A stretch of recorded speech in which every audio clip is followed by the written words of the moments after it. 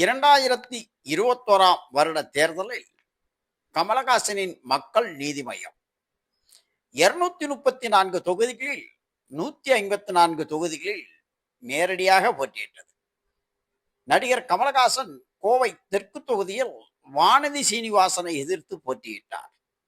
இந்த தேர்தலில் மக்கள் நீதி மய்யம் 154 தொகுதிகளிலும் தோல்வியைக் கண்டு கமலஹாசனும் பாஜக வேட்பாளர் வானதி சீனிவாசனிடம் தோல்வியை கண்டார். இதையடுத்து 2024 திமுகவுடன் கூட்டணி.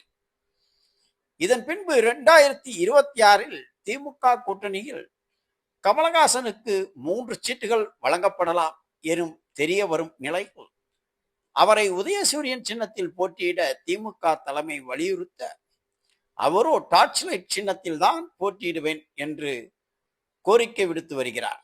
இதனால் டார்ச் லைட் ஒளி வீசுமா அல்லது ஆஃப் செய்யப்படுமா என்பதை பொறுத்திருந்து பார்ப்போம்.